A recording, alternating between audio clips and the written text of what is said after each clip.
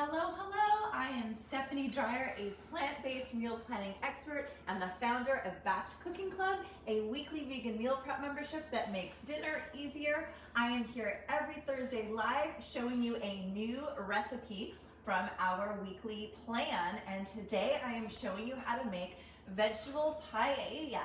So, first of all, before we get started, I want to remind everyone I will drop the link to the full recipe after this is posted so you don't have to worry about taking notes furiously. I also want to give a shout out to our members who are watching. We appreciate and love you, and thank you so much for being part of our community. And welcome to everyone else who's joining us today, either live or in replay. Please drop an emoji or where you're from in the comments. Hashtag replay if you're watching in replay so that we know you're there. I look at all of the comments and respond to each and every one. So if you have a question, shout it out in the comments below and we'll do our best to get to you during the live or after. So we're gonna get started. Paella is a great dish to feed a crowd. I love it for family meals, and it also can make a great centerpiece. I was actually talking in a Clubhouse room yesterday, this new audio app, and we were having a conversation about plant-based Easter and Passover menu ideas, and this came up and I didn't even think about it, and it's truly a delicious plant-based, great for Passover. It doesn't have any grain in it, and it's a rice dish basically, originated in Spain. And I'm going to show you a very simple recipe today, which I love because you can use it as a base to build from. So we're going to use sun-dried tomatoes and artichoke hearts and white beans in ours today, and some spices of course, and garlic and onion. But you could throw in whatever veggies you've got in your fridge that you need to use up. This is a great kind of end of the week meal. If you've got broccoli, green beans, it's delicious with asparagus, any kind, Brussels sprouts, you could put any kind of vegetable in here and it would be amazing. You could also do peppers and mushrooms. So have fun with this recipe, make it your own. I always say that there's no one size fits all to a recipe. You should always customize it for your family to make it work for you, which is what we are all about at Batch Cooking Club. So to get started, I'm going to heat up my oil, and I'm using, I don't know if you want to zero in on this beautiful pan. Shout out to Le Creuset. They're not paying me to say it, but they're one of my favorites. This is, I guess their paella pan, actually, now that I'm thinking about it. This is their paella pan. And I'm just heating some oil, and it's going to stop clicking in a second. Sorry, guys. And I'm going to add in a chopped onion, one full onion that's been chopped. And we're going to get that cooking for about 5 minutes. So there it goes. So it gets translucent. So I'm going to, whoopies, you go onions. And we're just going to cook those up. You do not need a paella pan for this. Even though it's pretty fun, as you can see, this is a fun pan, and then when you serve it, it goes straight to the table. But do not fry it. You could just use a regular large skillet or fry pan. This recipe makes a lot of paella. I think it makes something like 8 cups or something. So let's talk about what you can do with leftover paella as I get the rest of the ingredients together. So I've got some garlic cloves minced. I have some white beans rinsed. I have some sun-dried tomatoes. I'm using ones in oil. You do not have to do that. But I like these because they're already julienned for me. So if you're buying just whole ones that you're reconstituting in hot water, that's totally fine. Dried ones, just soak them in hot water for 10 minutes, drain them, and slice them into julienne cut. And julienne cut, if you don't know what that is just like a very thin slice like that. So that's what we're doing with the sun-dried tomatoes. And then I have some artichoke hearts in water that I've drained, and I'm just going to slice those in half. So as I'm getting those ready, let me talk to you about leftover paella. So obviously you can freeze it, well maybe not obviously, it freezes really well in an airtight container for about a month. We always include spoiler and storage information in our recipes and plans, FYI. So this will stay for a month. But if you wanted to also use it as rice cakes, you could make your own little rice cakes. And the Italians make those delicious arancini balls or rice balls. You could also do that with this. You could also use it as a stuffing in a pepper or a mushroom and bake that. Or a tomato for that matter. So you can have a lot of different fun with this. You could also toss it into soups, turn it into a stew. So as you can see, it's one of my favorites to make because it's very versatile, and I like the leftovers because there's a lot to do with it. And my family, I should say, all of our recipes are family approved and tested, and this recipe I actually made for New Year's Eve this year, and I served it with a beautiful tapas board, a vegan chorizo, some sliced bread. We had some Spanish olives and some hard vegan cheese, traditional manchego, but I can't find I think there is actually a vegan manchego out there, but I haven't seen one locally for me. So we did that, and then I also had some field roast, makes like a spicy kind of Spanish style sausage, so we had that for it. So it was really delicious, and then I serve it with a butter green lettuce salad. Just simple buttered lettuce, some sliced avocado, and my green, either a basil dressing or a green goddess dressing. I love, love, love that. So that's dinner right there. You're welcome. There's a dinner idea for you, and it's a fancy dinner, but it really doesn't take much work. So our members are making this recipe on the weekend, and then that way they can just reheat it. So to give you a little background for those of you who are new to Batch Cooking Club, we deliver 4 dinner recipes every Wednesday. We have a new plan. We deliver 4 dinner recipes plus 4 to 6 other recipes that you can make on the weekend to speed up those dinners during the week. So that could either mean a full meal like this one, or it could be a component like a sauce, or a dressing, or a filling, or a burger patty, something like that. So this week, our members are making this. They're making a puttanesca sauce that they're using in 2 ways. We always include one recipe that's a big batch, more big for your batch, that you can use in 2 ways. And they are also making burgers and a salad, creamy Caesar dressing, and they're putting that together in this menu. They're gonna have vegetable paella, as you are seeing right now. They're going to have sun-dried tomato chickpea Caesar burgers, which are yum. And they're gonna use that puttanesca sauce in a tofu and polenta puttanesca, kind of like braising that together. And then they're also using it as pasta puttanesca with some pasta. So let's give you that full rundown, full menu. I'm just gonna give this a little bit of a zhuzh, and I'm going to add in our garlic. This onion looks perfect. And it's smelling good. That's how I know it's good to go. So I'm gonna add in our garlic and our sun-dried tomatoes and our artichokes and some spices, and I'll share with you, actually not the spices yet. Spices are gonna come in a sec. I'm gonna put these in, and we're just gonna cook these veggies for a couple minutes just to get a little bit of color to them. And you need, oh, I don't want all that oil. You need about a half a cup of sun-dried tomatoes.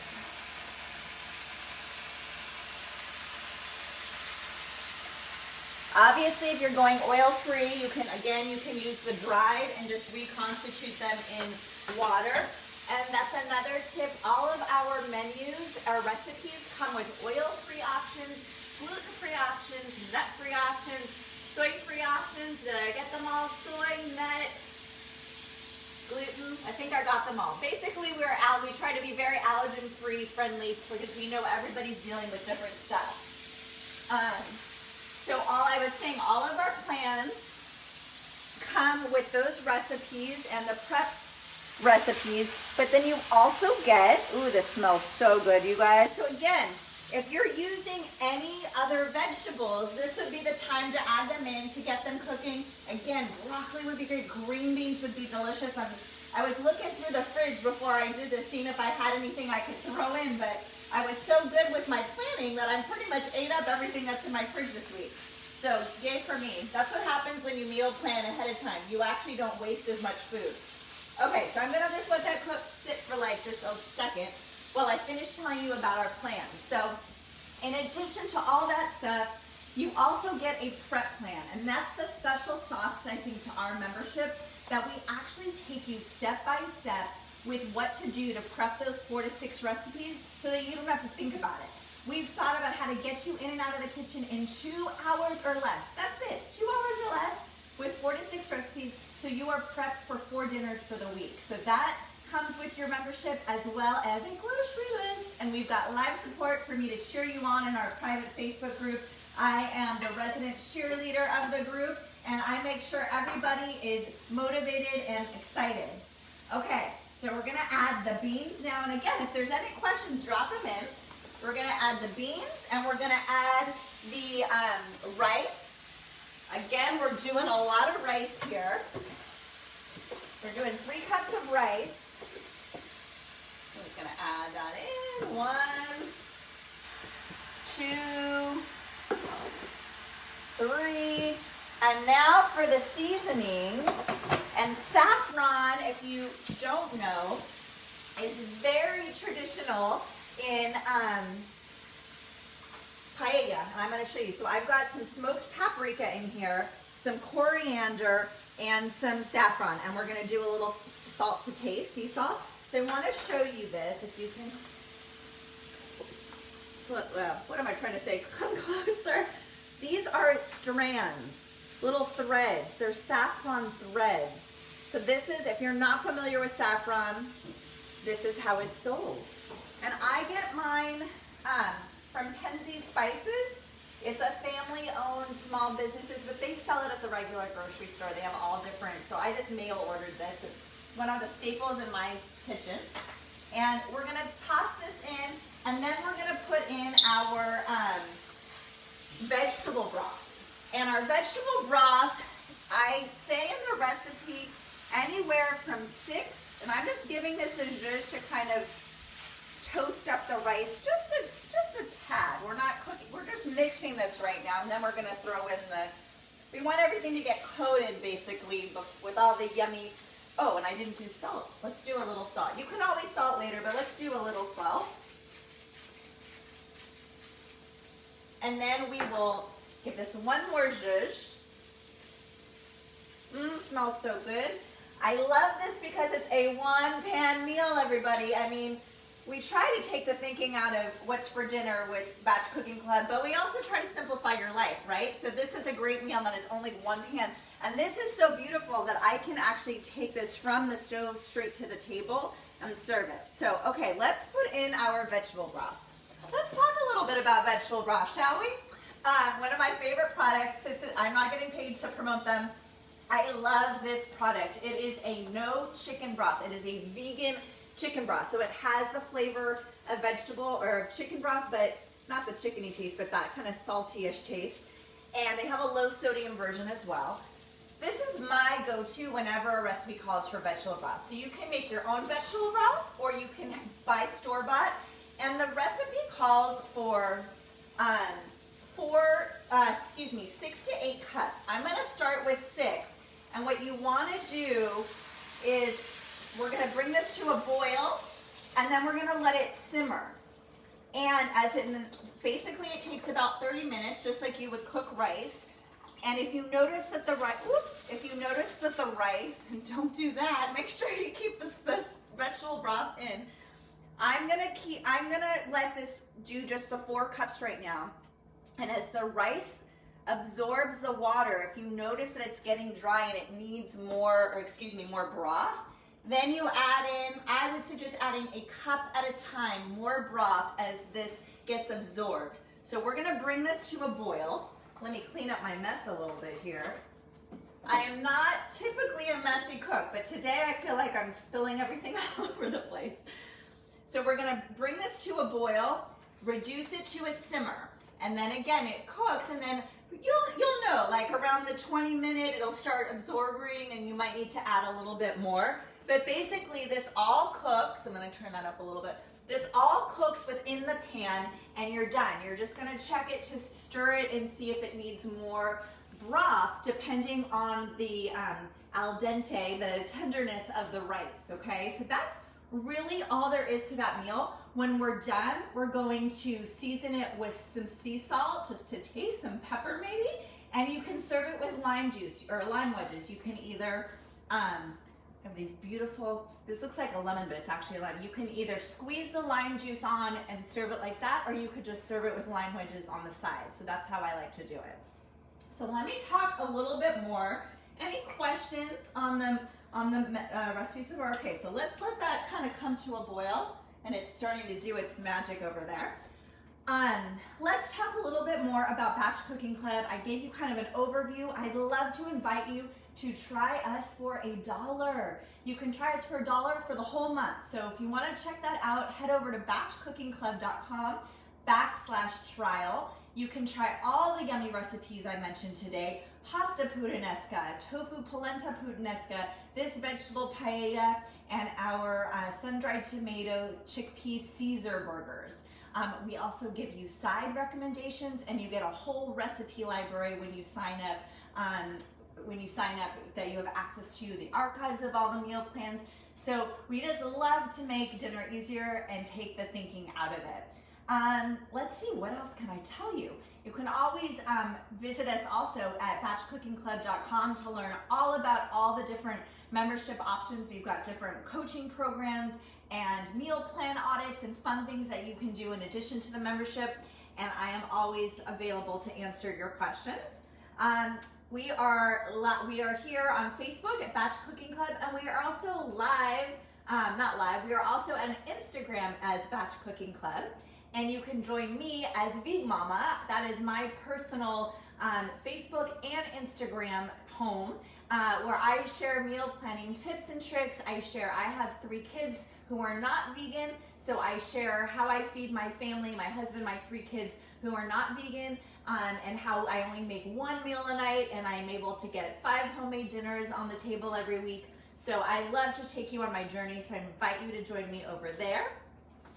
This is bubbling, perfect cue, so we can show this is boiling. So what we're gonna do is we're just gonna reduce it to a simmer. I mean, I couldn't have planned that any better if I tried. So we're gonna let that just simmer and do its thing. And then what you do is keep an eye on it. So what I like to do normally, so you'll notice this for our Batch Cooking Club members, they know.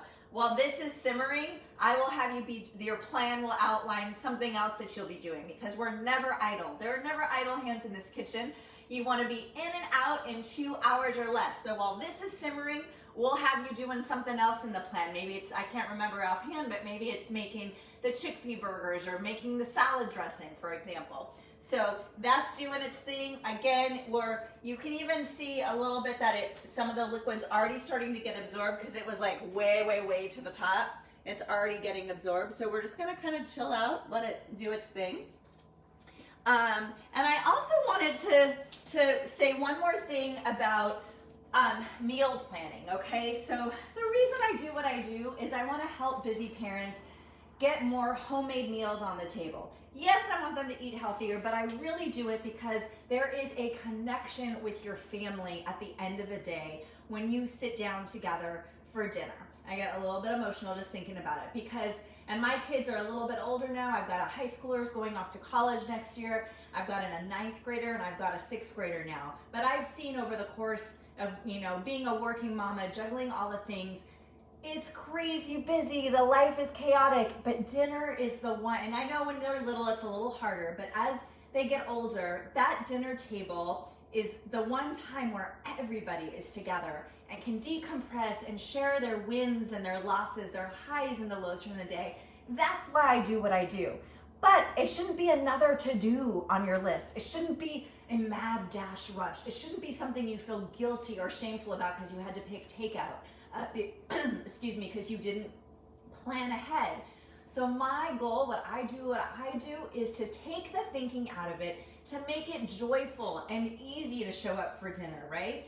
So if you're having trouble creating a plan or sticking to it, because I know there's the 2 evils there, it's just getting started sometimes, I would love to invite you. We have a free planner that helps you organize and do just that. It helps you put together a routine, it helps you organize your meals, and it helps you stick to it and create a routine that works for you, not against you, to make life easier. So you can download that at batchcookingclub.com/planner.